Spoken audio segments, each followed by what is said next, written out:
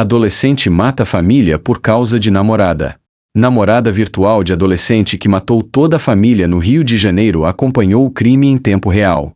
Em depoimento prestado à polícia, a adolescente de 15 anos que estava aguardando o rapaz de 14 anos no interior do Mato Grosso, município de Água Boa, confirmou que o jovem a atualizava de todos os momentos do crime enquanto estava cometendo os assassinatos. A principal motivação do adolescente seria a proibição dos pais para que o jovem viajasse a Mato Grosso para visitar a namorada virtual. Antes mesmo de cometer o crime, que vitimou a mãe, o pai e um irmão mais novo do adolescente, o rapaz já havia feito pesquisas na internet para saber como poderia receber a indenização de FGTS dos pais falecidos, que já tinha conhecimento de que seria uma quantia de R$ 33 mil. Segundo investigações da polícia, os jovens tratavam friamente sobre o acontecimento como se fosse um jogo de videogame, sem demonstrar qualquer emoção e apresentando traços de psicopatia. A polícia revelou também que a namorada virtual, em conversas anteriores, teria instruído o rapaz na ocultação dos corpos.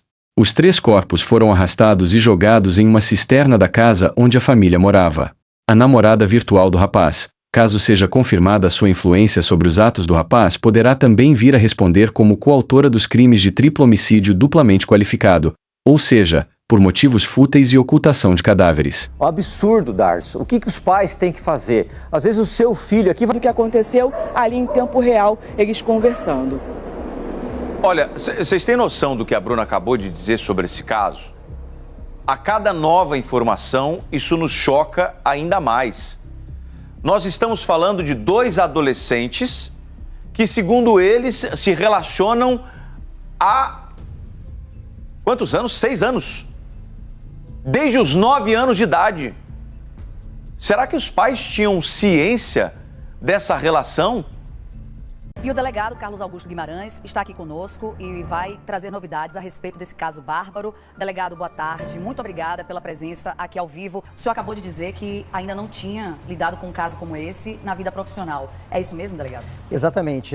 Nos 23 anos de polícia que eu tenho, foi o primeiro caso desse de filho matar pai dessa forma tão bárbara e absurda como foi esse caso lá em Itaperuna, né?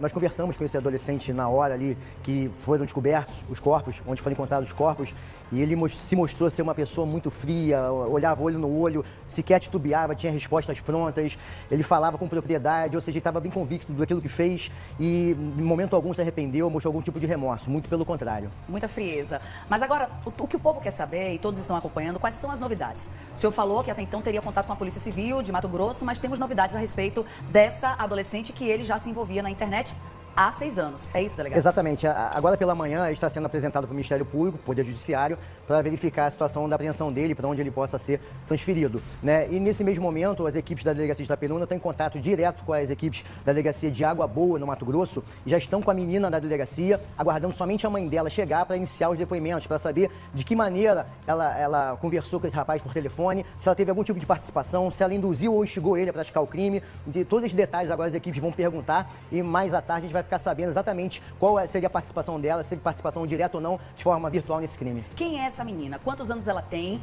E se ela conhecia ele há 6 anos, então esse adolescente tinha 8 anos nessa época. O que foi dito por ele lá no momento do imóvel, do encontro dos cadáveres, é que ele se relacionava com ela online há cerca de 6 anos. Eu perguntei, mas você tem 14, então teria 8 anos. Sim. Na época? É isso mesmo? Ele é. Eu conheci jogando Fortnite, um jogo do PlayStation, aí troquei telefone com ela e a partir de então me relaciono com ela. Inicialmente a gente começou a achar que poderia ser uma pessoa adulta, ou algum tipo de grupo desse de desafio da internet, sugestionando esse adolescente que praticasse algum tipo de crime. Mas na verdade, realmente, essa adolescente existe. Agora vai ter muita coisa para dizer, para nos revelar acerca da motivação desse crime.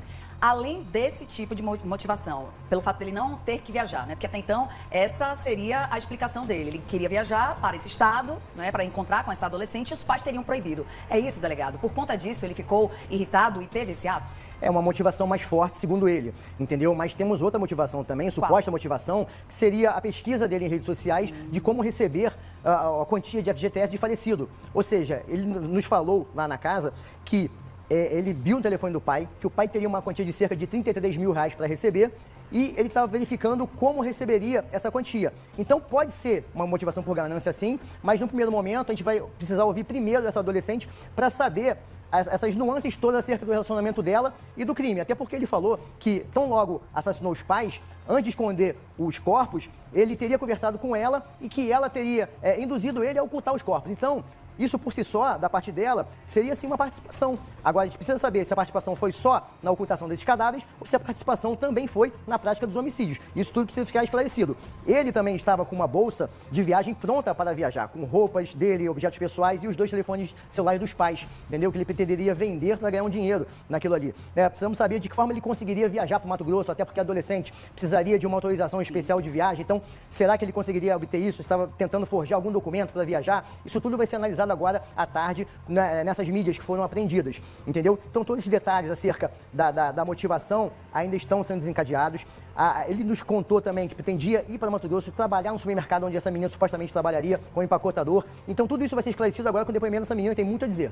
Quais seriam, então, os crimes, quais são os crimes que esse adolescente vai responder, delegado? Ele vai responder por triplo homicídio, duplamente qualificado, a qualificadora de motivo fútil e recurso que impossibilitou a defesa das vítimas porque elas estavam dormindo no momento que foram assassinadas, e vai responder pelas 3 ocultações de cadáveres. Uma dúvida, esse adolescente teria cometido esse crime sozinho? A polícia tem alguma informação a respeito de como ele teria feito isso? Lá no local do crime, né, nós não verificamos nenhum indicativo de participação de terceiros. E o fato de ele ser adolescente, ser franzino, não impediria ele de ocultar esses cadáveres nem de fazer a prática dos homicídios. Até porque o que ele relatou para nós ali foi bem factível com relação ao arrasto dos corpos até a cisterna. A cisterna fica a cerca de 5 a 6 metros ali do quarto do casal, entendeu? Fica na área de serviço e o piso é liso. Então, se ele jogasse realmente um alvejante, um produto de limpeza ali, como veja, como ele falou para nós, com certeza daria para arrastar os corpos sim, naquele piso ali e levar para a cisterna.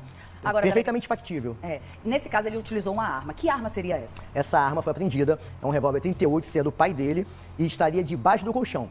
Ele dormiu no quarto dos pais, com os pais e a criança de 3 anos, estava na cama, e ele dormiu no colchonete ao lado da cama, por causa do ar-condicionado, segundo ele. Esse quarto, nessa cama, eles dormiam juntos, né? Porque nós temos alguns vídeos, não posso afirmar se era ele, alguns vídeos que até aparece os pais cantando, com o bebezinho, e ele numa cama de solteiro. Ele dormia nesse quarto sempre com os pais? Quando a gente chegou no imóvel, não existia essa cama de solteiro no quarto. Estava só a cama de casal. Mas segundo o relato do adolescente, ele disse que o pai estava dormindo, a mãe e a criança na cama. E ele dormiu num colchonete ali improvisado ao lado da cama por causa do ar-condicionado. Só tinha ar-condicionado naquele cômodo. Então, ele sabia que a arma do pai ficava embaixo do colchão. E ele foi lá, pegou durante a madrugada, teria tomado um energético para ficar acordado enquanto as pessoas dormiam.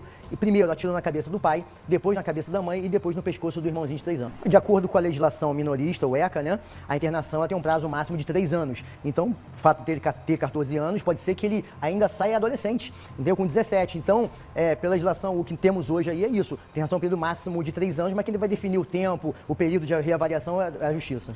Outras pessoas, além dessa avó, que é mãe do pai, né? No caso, a gente está vendo aí a família por parte do pai.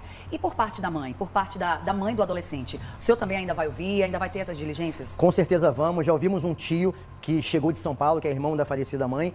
E inclusive esse tio, o senhor falou também em entrevista que ele estava com o tio falando sobre isso. Quando ele confessou o crime, foi na presença do tio, entendeu? Um familiar, adulto, estava ali para conferir que não estava sendo coagido de maneira alguma, sim, que partiu dele a vontade de querer falar. Então esse tio testemunhou todo esse depoimento, todo esse relato. O tio também, coitado, ficou entristecido, veio de São Paulo e quando soube disso aí, né, isolado também. Mas vamos ouvir todos os familiares que forem possíveis.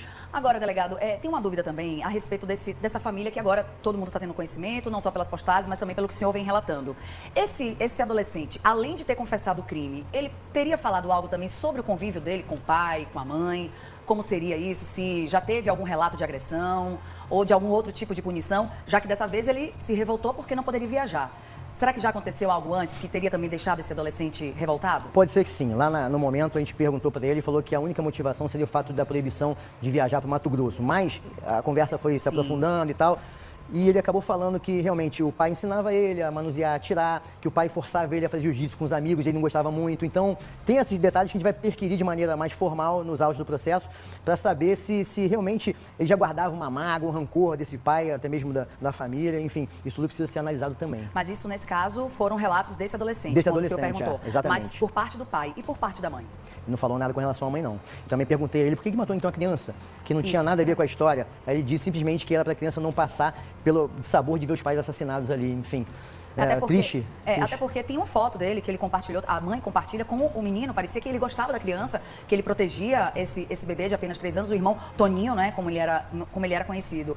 E ainda assim ele faz para que essa criança não sofra. Foi o que ele disse ao senhor, Foi o que ele delegado? falou, entendeu? Se essa foi a real motivação, a gente não tem como mostrar da cabeça dele, mas o que ele falou para nós foi isso aí, entendeu? Então, essa menina lá do Mato Grosso, ela tem muito ainda a esclarecer. Sim. Pode ser que ela venha com novos fatos, novas versões, novas situações que até o momento não foram faladas por ele, pelo adolescente. Então, a gente vai aguardar esse depoimento dela para saber e até mesmo confrontar os depoimentos dela com o dele. O senhor falou no início aqui da entrevista, né, 11 horas e 59 minutos, o delegado está aqui conosco, o delegado Carlos Augusto Guimarães está à frente aí desse caso que chocou o Brasil, né, está tendo uma repercussão nacional, estamos tendo atualizações. E para você que está chegando agora, a informação é de que essa jovem de 15 anos, que esse adolescente de 14 anos teria se envolvido, vai ser ouvida a qualquer momento. Qualquer Não é momento. isso, delegado? Vai ser ouvida a qualquer momento na cidade onde ela mora. Sim, já está na delegacia, Já está na delegacia. de Água Boa, no Mato Grosso. Isso. Então, daqui a pouquinho a gente pode ter novidades a respeito do que a Polícia Civil já está apurando com essa adolescente, que já está com a mãe, será, o senhor? Eu não tenho essa notícia, né? Mas o objetivo é esse, que ela Até esteja onde com a eu mãe. soube, estavam aguardando somente a mãe chegar para acompanhar o depoimento dela. Então, essa é a informação de momento. O jovem já foi apreendido,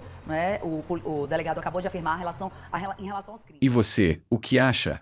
Esse crime também te chocou? Deixe seu like e, se gostou desse conteúdo, não deixe de compartilhar nossos vídeos e acompanhar o nosso canal.